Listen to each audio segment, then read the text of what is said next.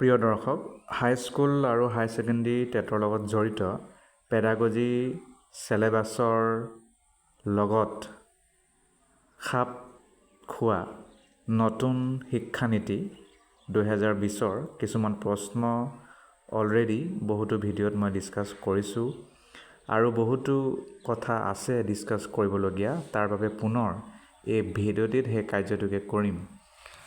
আজিৰ প্ৰথম প্ৰশ্নটি হৈছে Under NEP 2020, the Academic Bank of Credit is intended to what? নতুন শিক্ষানীতি 2020ৰ মতে একাডেমিক বেংক অফ ক্ৰেডিটৰ প্ৰধান উদ্দেশ্যটো কি বা ই কি কাৰ্য কৰিব বিচাৰিছে? A. Serve as a financial institution for educational loans. B. Digitally store academic credits to help students continue education using previously earned credits. C. Provide scholarship based on academic performance. D. Replace entrance examination.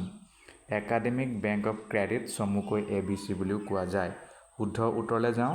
ইয়াৰ মুখ্য কাৰ্যটো হৈছে Digitally store academic credits to help students continue education using previously earned credit. তাৰ মানে আপুনি ডিগ্ৰীত let's সে 2 বছৰ পঢ়িলে, তাৰপিছত আপুনি আৰু কিবা কাৰণত নপঢ়ে বা আপুনি চাকৰি পালে বুলি ধৰি লৈছোঁ। তাৰপিছতো যদি আপুনি পিছত আৰু 2 বছৰ পিছত যদি পঢ়িব বিচাৰিছে, তেতিয়াহ'লে আপোনাৰ কিমান ক্ৰেডিট আপুনি পালে, কিমান আপুনি মাৰ্কছ পালে, এই সকলো বস্তু একাডেমিক বেংক অফ ক্ৰেডিটত জমা থাকিব। গতিকে digitally store academic credits to help students continue education using previously earned credit. তাৰ মানে এই একাডেমিক বেংক অফ ক্ৰেডিটৰ দ্বাৰা আপুনি পুনৰ আপোনাৰ শিক্ষা আৰম্ভ কৰিব পাৰিব। আপুনি য'ত পঢ়িছিলে তাত বাদ দি বেলেগতো গৈ পঢ়িব পাৰিব। সেইটো নতুন শিক্ষা নীতিয়ে মানে সিমান সুবিধা দিছে। বুজি পালে? Digitally store academic credits to help students continue education using previously earned credits. Next প্ৰশ্ন, What is the purpose of the Gender Inclusion Fund proposed under NEP 2020? নতুন শিক্ষানীতি 2020 Gender Inclusion Fund বুলি এটা প্ৰপ'জেল আনিছে। ইয়াৰ প্ৰধান উদ্দেশ্যটো কি?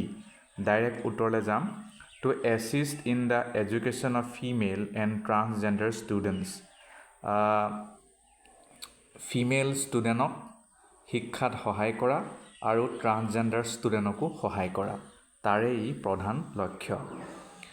Next, which new institute is proposed by NEP 2020 to promote language studies? NEP 2020ৰ মতে লেংগুৱেজ ষ্টাডি প্ৰমোট কৰিবৰ বাবে কি নতুন ইনষ্টিটিউট বা অনুষ্ঠানক প্ৰপ'জ কৰা হৈছে? National Institute of Indian Languages, Indian Institute of Translation and Interpretation, Language Learning Council of India, Indian Center for Linguistics and Culture. শুদ্ধ উত্তৰ হ'ব Indian Institute of Translation and Interpretation. Indian Institute of Translation and Interpretation. Next, the National Research Foundation NRF established under NEP 2020 is aimed at. নতুন শিক্ষা নীতিৰ মতে national research ফাউণ্ডেশ্যনৰ মুখ্য উদ্দেশ্যটো কি হ'ব? ডাইৰেক্ট উত্তৰলৈ যাম। Encouraging and funding research and innovation across educational institution, যাতে ৰিচাৰ্চ খুব ভালকৈ হয় শিক্ষানুষ্ঠানসমূহত, তাৰ বাবে ফাণ্ডিং কৰা, এইটোৱে তেওঁলোকৰ প্ৰধান উদ্দেশ্য। Next, one of the goals of NEP 2020 is to increase state spending on education. What is the target percentage of GDP to be allocated for education? NEP 2020ৰ বহুকেইটা গোল আছে আমি জানো। তাৰে ভিতৰত এটা গোলটো হৈছে ষ্টেট স্পেণ্ডিং, মানে ৰাজ্যও যাতে শিক্ষাৰ বাবে অলপ বেছি পইচা খৰচ কৰে বাজেটৰ পৰা, তাৰ বাবে what is the target percentage, কিমান টাৰ্গেট পাৰ্চেণ্টেজ লোৱা হৈছে GDPৰ, যাতে শিক্ষাক সেইটো দিব পাৰে। 3%, 4, 5, 6 শুদ্ধ উত্তৰ 6%। নেক্সট প্ৰশ্ন According to NEP 2020, until what grade should the mother tongue ideally be the medium of instruction? নতুন শিক্ষা নীতি 2020 মতে কিমান ক্লাছৰলৈকে বা কিমান গ্ৰেডৰলৈকে মাতৃভাষাটোৱেই শিক্ষাৰ মাধ্যম হ'ব লাগে বুলি কৈছে। গ্ৰেড 3, 5, 8, 12 শুদ্ধ উত্তৰ গ্ৰেড 5 ক্লাছ 5লৈকে আৰু। Next, NEP 2020 suggests that students should learn how many languages under its proposed language formula. নতুন শিক্ষা নীতিয়ে কিমানটা ভাষা ষ্টুডেণ্টে শিকিব লাগে বুলি কৈছে তেওঁলোকৰ যেটো মডেল তাৰ মতে 1, 2, 3, 4 তিনিটা ভাষা এটাটো নিজৰ মাতৃভাষা তাৰপিছত এটা থাকে ইংৰাজী তাৰপিছত থাকে Hindi. Next, in NEP 2020, what is the minimum number of languages that must be native to India under the 3 language formula? নতুন শিক্ষা নীতি 2020 মতে যেটো মানে মাতৃভাষাটো শিকিব লাগিবই তাৰ বাহিৰত মানে তিনিটা ন্যূনতম ভাষা ভাৰতৰে হ'ব লাগিব তেনেকুৱা কৈছিল। 3 ল্যাঙ্গুৱেজ যেটো ফৰ্মুলা আনিছে নতুন শিক্ষা নীতিয়ে। ঠিক আছে গতিকে ইয়াত তিনি মানে কেইটা কথা কৈছে মানে কেইটা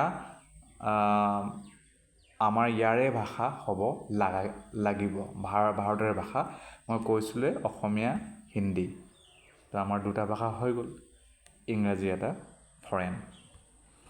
Next, what is the stance of NEP 2020 regarding the imposition of any specific language on students?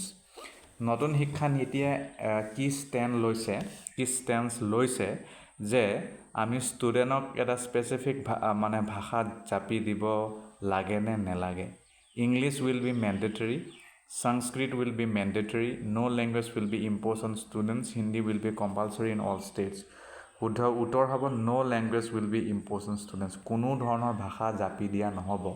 ছাত্ৰ ছাত্ৰীয়ে যি মন যায় সেই যি ভাষাত তেওঁলোক বেছি আৰাম পায় কমফৰ্টেবল পায় তাতে তেওঁলোকে ল'ব পাৰিব।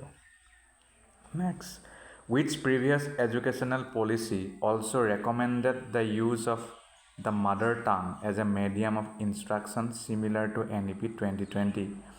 ইয়াৰ বাহিৰে নতুন শিক্ষা নীতিয়ে বাৰু 2020 এটো কৈছে যে মাতৃভাষাই প্ৰধান মূল ভাষা হ'ব লাগে শিক্ষা লোৱাত শিক্ষা গ্ৰহণ কৰাত কিন্তু ইয়াৰ বাহিৰে আগৰ এটা মানে শিক্ষা নীতিও একেটা কথাকে কৈছিলে কোনটো আছিল NEP 1968 নে NEP 1986 নে Right to Education Act 2009 নে both B and C শুদ্ধ উত্তৰ both B and C তাৰ মানে নতুন শিক্ষা নীতি নতুন বুলি নাছিল নেশনেল এডুকেশ্যন পলিসি বুলি আছিল 1986 আৰু Right to Education Act 2009 এই দুয়োটাই কৈছিল। Next, NEP 2020 emphasizes the use of the mother tongue up to which grade while recommending it could continue beyond this level. নতুন শিক্ষা নীতিয়ে মাদাৰ টাংটো কিমান গ্ৰেডলৈকে ব্যৱহাৰ কৰিব লাগে বুলি কৈছে আৰু ইয়াৰ বাহিৰেও যদি কৰিব বিচাৰিছে হেতু কৰিব লাগে কৈছে 3, 5, 8, 10 গ্ৰেড 8 লৈকে বুলি কৈছে।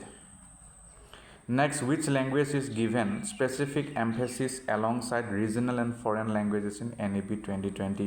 কোনটো ভাষাক খুব বেছি গুৰুত্ব দিয়া হৈছে ফৰেন ল্যাঙ্গুৱেজ আৰু ৰিজনাল ল্যাঙ্গুৱেজৰ লগত ফ্ৰেঞ্চ মেণ্ডাৰিন সংস্কৃত আৰবিক সংস্কৃত ভাষা। Next, what clarification did the government provide regarding the language policy soon after the release of NEP 2020? নতুন শিক্ষা নীতি 2020 যেতিয়া ড্ৰাফট পাবলিশ কৰা হ'ল তেতিয়া বহুতে বিভিন্ন ধৰণৰ প্ৰতিক্ৰিয়া আগবঢ়ালে তেতিয়া গভৰ্ণমেণ্টে এটা বস্তু ক্লেৰিফাই কৰিছিল হেয়া কি আছিল হেয়া আছিল implementation of the language policies up to states and institution তাৰ মানে কেন্দ্ৰীয় চৰকাৰে জাপি দিয়া নাই এয়া ল্যাঙ্গুৱেজ পলিচিটো কেনেকুৱা হ'ব এইটো ৰাজ্য চৰকাৰ আৰু শিক্ষানুষ্ঠানৰ নিজৰ কথা। Next, which language is noted for having implemented a similar 3 language policy over 60 years? কোনটো স্কুলে তলৰ কোনটো স্কুলে এই 3 ল্যাঙ্গুৱেজ পলিচিটো বহুত আগৰ পৰাই চলাই আছে 60 বছৰ বেছি হৈ গ'ল কেন্দ্ৰীয় বিদ্যালয় চৰ্দাৰ পেটেল বিদ্যালয় Delhi public school saint Xavier school শুদ্ধ উত্তৰ হ'ব চৰ্দাৰ পেটেল বিদ্যালয় next which previous policy does the NEP 2020 replace নতুন শিক্ষানীতি 2020 আগৰ কি শিক্ষানীতিক ৰিপ্লেচ কৰিলে national policy on education of 2000 national policy on education of 1996 national policy on education of 1992 national education policy of 2015 শুদ্ধ উত্তৰ হ'ব national policy on education of 1986 Next, in what year did the committee under TSR Subramanian begin the consultation process for the new education policy? নতুন শিক্ষানীতিৰ বাবে ইয়াৰ কমিটিৰ প্ৰধান TSR Subramaniane কেতিয়াৰ পৰা কাৰ্য হাতত লয় 2014 15 16 17 2015 পৰা লৈছিল Who chaired the panel that submitted the draft NEP in 2019 2019 চনত যেতিয়া NEP টো জমা দিছিলে তেতিয়া ইয়াৰ হেড পেনেলজন কোন আছিল এয়া আছিল TSR Subramaniam এটো বেলেগ এয়া আছিল কৃষ্ণস্বামী কস্তুৰী ৰংগন তেওঁ চেয়াৰম্যান হয় Next, what was the strength of the draft new education policy released in 2019? 2019 চনত যেটো draft NEP পাবলিশ হৈছিল হেতু কিমান পেজৰ আছিল শুদ্ধ উত্তৰ হ'ব 484 page Next, how many suggestions were received during the consultation process for the NEP?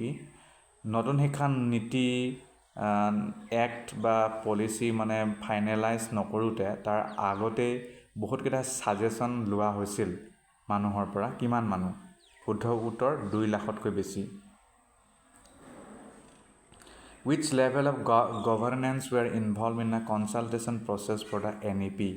NEP ৰ কনসালটেশনত কিমান লেভেলৰ গভৰ্নেন্স জড়িত আছিল শুদ্ধ উত্তৰ হ'ব আমাৰ গ্ৰাম পঞ্চায়ত আছিল ব্লক আছিল আৰবান লোকেল বডিজ আছিল আৰু ডিস্ট্ৰিক্ট আছিল In which month and year was the draft NEP submitted by the panel led by Krishnaswamy Kasturi Rangan? Krishnaswamy Kasturi Rangan তেওঁ এই ড্ৰাফটৰ চেয়াৰম্যান আছিল কিমান বছৰ কিমান সনত NEP ড্ৰাফট সাবমিট কৰা হৈছিল June 2019 What role did the Ministry of Human Resource Development play in the NEP formulation process? NEP formulation process of Ministry of Human Resource Development কি role play কৰে শুদ্ধ উত্তৰলে যাম It conducted public consultation and released the draft NEP. How many blocks were involved in the consultation process for NEP 2020? নতুন শিক্ষানীতি 2020 ত কিমানটা block involve আছিল 6600 What was the aim of the committee led by TSR Subramanian in the context of NEP 2020?